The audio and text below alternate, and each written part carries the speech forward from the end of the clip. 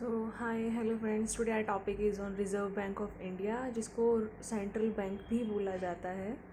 इसको स्टैब्लिश किया गया था अप्रैल 1935 को, और इसका जो एक्ट है reserve Bank of India act 1934 के तहत इसको लाया गया था। इसका नेशनलाइजेशन किया गया था जनवरी 1 1949 को, और 1935 को जब इसने काम स्टार्ट किया और 1949 तक जब इसको नेशनलाइज किया गया, तब तक इसने एज अ प्राइवेट बैंक की तरह वर्क किया है। एंड मैं आपको ये बताऊँ यहाँ पर कि 1926 में एक रॉयल कमीशन हुआ, यानी कि जिसको हम हिल्टन एंड कमीशन के नाम से भी जानते हैं। इस पर रिकमेंडेशन दी गई कि इंडियन करेंसी एंड फाइनेंस के बेसिस पर कि जो रिज़र्व बैंक ऑफ इंडिया है, एक ऐसा सेंट्रल बैंक लाना चाहिए हमें। तो इसके तहत इसको स्टैब्लिश किया गया। हेडक्वार्टर इसका उस वक्त था कोलकाता में, एंड इसको कलकत्ता भी बोला जाता है, और प्रेजेंट में इसका जो हेडक्वार्टर है वो मुंबई में है। 1937 में ही इसका जो हेडक्वार्टर है वो चेंज करके शिफ्ट करके मुंबई में कर दिया गया। एंड यहाँ पर जो सबसे स्ट्रक्चर की अगर हम बात करें, किस तरह से इसको लाया गया या किस तरह से इसने फंक्शन करना है, किस तरह से काम करना है, तो इन सब के लिए एक बुक जो थी डॉक्टर B.R. अम्बेडकर जी द्वारा लिखित, जिसमें इसका नाम था द प्रॉब्लम ऑफ रूपी, its origin and it's solution. इसको हिंदी में रुपया की समस्या और या इसके मूल और समाधान, ये पुस्तक का नाम था, जिसके आधार पर रिजर्व बैंक ऑफ इंडिया की स्टोरी जो है वो उसको एक तरह से प्रेजेंस में लाया गया। अगर हम बात करें अब यहाँ पर कि स्ट्रक्चर जो है RBI का वो कैसा है, किस तरह से यहाँ पे जो मेंबर्स हैं उनको उनकी अपॉइंटमेंट होती है, किस तरह से कितने नंबर ऑफ़ मेंबर्स यहाँ पर वर्क करते हैं। तो स्ट्रक्चर ऑफ मेंबर की अगर हम बात करें, स्ट्रक्चर ऑफ RBI की बात करें, तो यहाँ पे एक गवर्नर है। जैसे कि आप जानते हैं RBI के हेड को ही एज अ गवर्नर ट्रीट किया जाता है, वही गवर्नर होते हैं।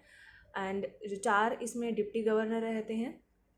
इसमें मैक्सिमम 4 हो सकते हैं, मिनिमम 1 भी हो सकता है, 2 भी, 3 भी हो सकते हैं, ठीक है। और इसके अलावा रीजनल बोर्ड के जो डायरेक्टर्स हैं वो 4 होते हैं, बिकॉज इसके 4 रीजन जो हैं ऑफिसेज बने हुए हैं। इसके साथ साथ इसमें 2 जो है मिनिस्ट्री ऑफ फाइनेंस के मेंबर होते हैं, जो कि स्पेशलाइजेशन सेक्टर से होते हैं। एक तो होते हैं इकोनॉमिक अफेयर्स सेक्रेटरी, और दूसरे होते हैं फाइनेंशियल सर्विसेज सेक्रेटरी के फील्ड से। इसके अलावा जो 10 नॉमिनेट मेंबर होते हैं बाय गवर्नमेंट, वो जो है यहाँ पर वर्क करते हैं। तो कुल मिला के 4, 1 और 5, 4 आप देख सकते हैं यहाँ पे। ये सभी को मिलाकर हमारे हो गए 21 मेंबर्स, ठीक है जी। इसके अलावा हम बात करते हैं यहाँ पे कि फर्स्ट गवर्नर कौन थे 1935 में जब RBI आया, तो इसके उस वक्त फर्स्ट गवर्नर कौन थे। ऑसबॉर्न स्मिथ थे।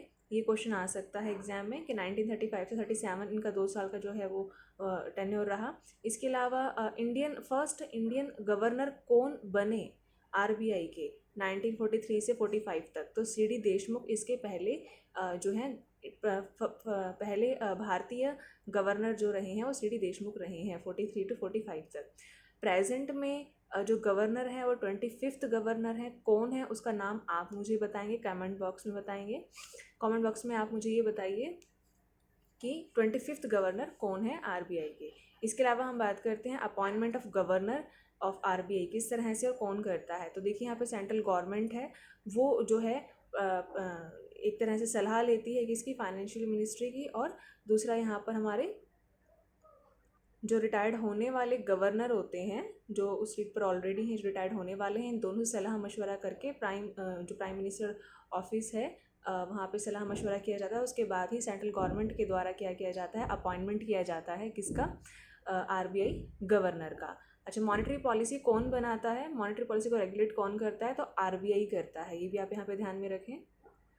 अब हम बात करते हैं कि RBI ने है जो जब as a central bank for Burma, जो कि अब प्रेजेंट में म्यांमार के नाम से जाना जाता है, वहाँ भी इसने अप्रैल 1947 तक एज अ सेंट्रल बैंक अपनी सर्विसेज प्रोवाइड की हैं उस कंट्री इसको, म्यांमार को। इसके अलावा जब पार्टीशन हुआ, तो पार्टीशन के बाद अगस्त 1947 में हमारा पार्टीशन हुआ था, इंडिया पाकिस्तान जो है सेपरेट हुए, पार्टीशन हुआ।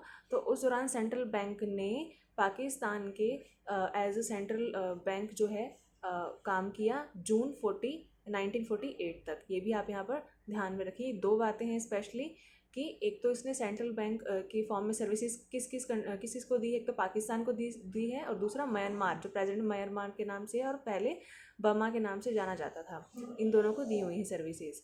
इसके अलावा सब्सिडरी की हम बात करें तो यहाँ पर तो सब्सिडरीज़ हैं रिजर्व बैंक ऑफ इंडिया की।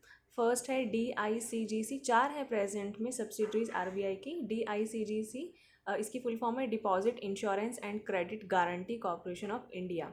इसकी ऑथराइज्ड कैपिटल है 50 करोड़। हेडक्वार्टर इसका बॉम्बे में है। एक्ट जो इसका है 1961 है, लेकिन इसको जो स्टैब्लिश किया गया वो जुलाई 15 1978 में स्टैब्लिश किया गया।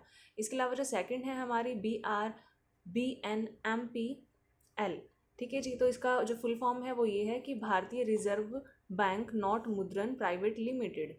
इसके अलावा इसका जो हेडक्वार्टर है वो बेंगलुरु में है, एंड इसको स्टैब्लिश किया गया था।